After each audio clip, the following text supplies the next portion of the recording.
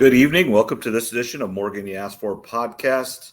Be a little shorter episode solo tonight. Trevor is in Phoenix this week, and I am leaving on vacation tomorrow. So this is Monday night, July 15th, about 10:30. I just got done watching the Home Run Derby. Didn't watch all of it, watched most of it. Teoscar Hernandez beat from the Dodgers, beat Bobby Witt Jr. from the Royals in a great match to end it. Bobby Witt Jr. had a home run that just short a couple feet hit off the wall to tie it.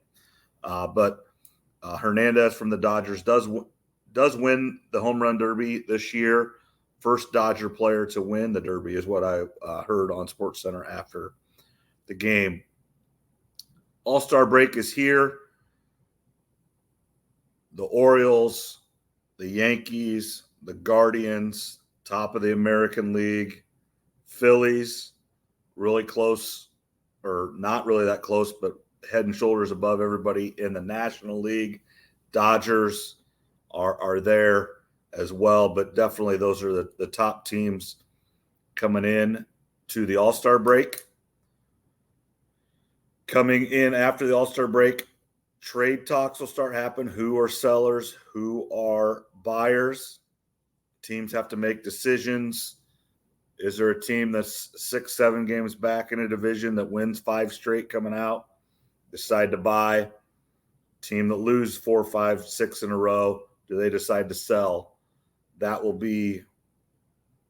always the interesting time right around trade deadline for baseball is who's winning, who's leaving, right, who's losing right at that time that helps them make that decision. The National League has, even the Cubs are only about 3.5, 4 games back of the last wild card spot. So that last wild card spot is working. Most teams are in play. A lot of teams the Cubs have to jump over, but they aren't that many games back. They're playing a little bit better. They're going to have some decisions to make coming forward in the next few weeks there if they want to add or if they're going to trade away some pieces. Then the other thing I was watching when I was not watching the Derby night was Eddyville, Blakesburg, Fremont softball. Congratulations to them going to the state tournament. Head coach Tony Fenton, good friend of mine, always like watching them play. I've umpired many of their games. Also, referee basketball, or Tony's also the girls basketball coach. And it's a lot of the same girls that are on those teams. They're real successful right now. They've got a good group of athletes in both basketball, volleyball, and softball. So that is another state trip for that group of girls in another sport. Tony's been there a few times, but it's been a few years since he's been there. So congrats to them. I've spent this last, Saturday, Sunday, and then today at the state baseball, USSSA tournament in Des Moines. Of course, it had to be the hottest weekend of the year. 2 games Saturday, 1 and 5, so right in the heat of the day there. Not as bad Saturday. Yesterday, we played at 8 a.m. and then at noon. So that wasn't horrible, but definitely that noon game was very, very hot. They do a good job, different parks. The only thing, we played at Triumph Park there right by Waukee Northwest High School. It is hard for some of these kids. They're 11 years old and they're playing on a high school field, 280 feet, lots of foul ground, just a really big field for them to play on. And you can say what you want and whatever there, but it is a little bit more fun to play on fields that are scaled to their age group and with a chance for home runs and different plays that just aren't able to be made in big fields. Obviously, if a ball gets by on first base, you can almost guarantee 2 bases there with the big foul ground area. And then there's, several kids this weekend, both our team and other teams, would have hit home runs at a normal field or even maybe just a little bit shorter field. And obviously 280, feet field for an 11-year-old just not going to happen. Had a kid today from the team we did lose today in the semifinals. He hit it, and it rolled to the wall. So, I mean, he hit a shot, but unfortunately, obviously he got a triple out of it. So, it wasn't all bad there. But you want to see those kids rewarded, and home runs are part of the game much more now than they've ever been. And you want to see those kids rewarded when they hit it well. So, but overall, great. That's a great facility. This is our first time we played at Triumph. I'd been there before, and actually Atumo played baseball there tonight at Northwest High School, just right across the street there, and did get beat. I believe 9-2 was the final in a pretty good game. Got out of hand there in the 6th inning, but pretty good game overall. Good job, Bulldogs and Coach Yeager there. The next was Caitlin Clark playing closest to home up in Minnesota this weekend against the Lynx. The Lynx have been one of the better teams in the league, playing really well. Caitlin Clark and the Fever go up and win and play well, and a good comeback. And, several of her teammates played really good games. Kind of her highlight, and it's kind of is a great crossover and get to the basket layup against Bridget Carlton, former Iowa State Cyclone, current Lynx player. I think she had 17 points. She had 5 threes, playing really, really well right now. Will be playing for Team Canada in the Olympics coming up. And as of today, they are 7th in the league, the Indiana Fever. So they would make the playoffs today. So they're kind of holding their own there. But, they beat a couple teams here in the last, 10 days or so that are winning records, which had been something they'd kind of struggled with. Now, they did kind of have a bad loss to, I believe it was the Washington Mystics, who aren't a good team. But 2 good wins there. And you just got to keep pace. You got to win the ones you're supposed to win, and hopefully you can get 1 or 2 that maybe you're not supposed to win on paper. One more game for most of the WNBA before the Olympic break. July 20th, so 5 days from now, I believe, is the WNBA All-Star team versus the Olympic team. And I believe that game will draw more people to watch than any of the Olympic games, because it is going to be Angel Reese, Caitlin Clark, and other WNBA All-Stars that are not on the Olympic team against the Olympic team. So everybody's going to want to watch Caitlin Clark and Angel Reese and how they interact together on the same team. Because going forward, they're going to be on All-Star teams together. They're going to be on, USA teams together. And there's a lot of, angst. And if you go to Twitter, some people are saying Angel Reese is the Rookie of the Year. Then others are saying Caitlin Clark, and there's no middle ground, and it's cut or dry either way. They're both playing great, and there's still half the season left. We'll see where it goes. But those 2 individually and in public, now they can feel however they want about each other privately, but in public, they both said and done the right things with each other for the most part. I mean, they're young. Do they say everything correctly all the time? Absolutely not. No one does.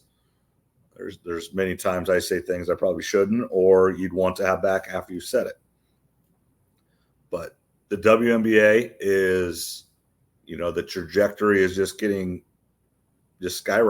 and be interesting to see the metrics of the game July 20th versus the Olympic Games. And as Trev and I have talked many times, I still cannot believe that the NBC did not step in and say she is on the team just for TV. But maybe that's not how it works, and I'm just thinking too much into it. And then, kind of the last thing here, I didn't know this really happened with obviously the game. We had baseball games at 1 and 5, so right during the time. But with former President Trump being shot at and a hit in the ear, which is unbelievable luck, craziness, however you want to say it, that it missed his head but got his ear. And then just the lasting images that you've seen on TV of, the Secret Service around him, and he's raising his fist. Whether you're for or against, it doesn't matter. This stuff should not happen in America. We have the best trained, military, police, Secret Service, and essentially unlimited funds to do what needs to be done in those situations. So, and I know they're doing an investigation, and I haven't watched every minute of this, but something was missed, obviously.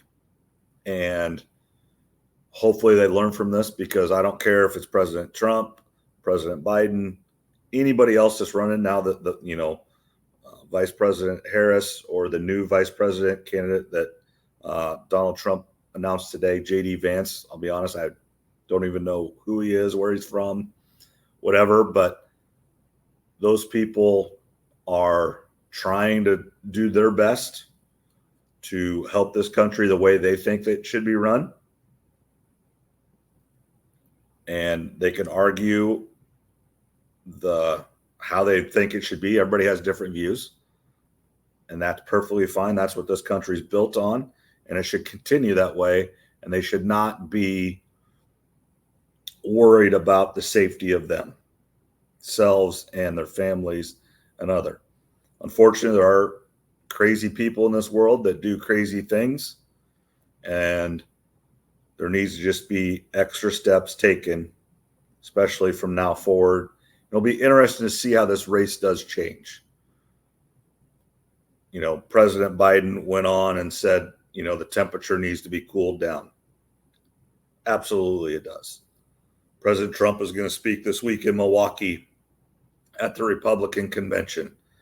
And they've let out that he ripped up his speech and has a whole new speech because of what happened. And absolutely, things changed on Saturday night.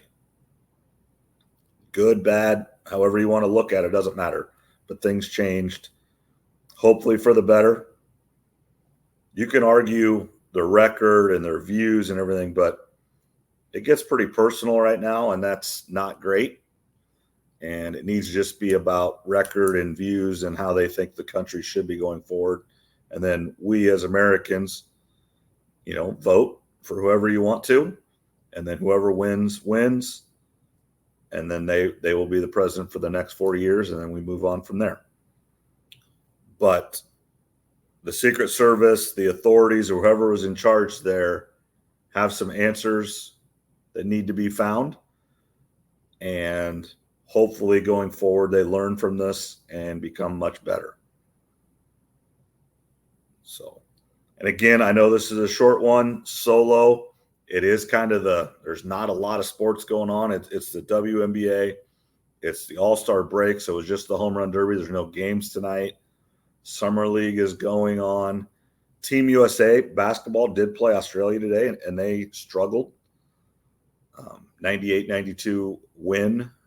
And Australia, I just was watching Sports Center here. Australia was in the paint a lot. And I think that is one of the issues Embiid or Anthony Davis or any of the others on that team need to step up. And also they just got to learn to play together. They're all superstars, and they're used to being the man or maybe even the second man, and now they might be the fifth guy. And they got to learn their roles, and Coach Kerr has to get them all to buy in. And they will, and I don't think it'll be an issue, but that's why you have these practice games or warm-up games, whatever you want to call them. And looking forward to the Olympics coming up. I'm going up to Wisconsin this week on Lake Superior and kind of get away and enjoy it. I'll be back next Wednesday. So even next week, it might be we'll get a podcast out for sure, but not exactly know. I don't know exactly when it will be out. So again, thank you to Steve Shetler. Thank you to everybody that tunes in, listen, rate, review, whatever podcast player you listen to, or put a comment on Steve Shetler's page when it goes up. We really appreciate those, and thanks for listening. Thanks for always tuning in, and we'll talk to you next week.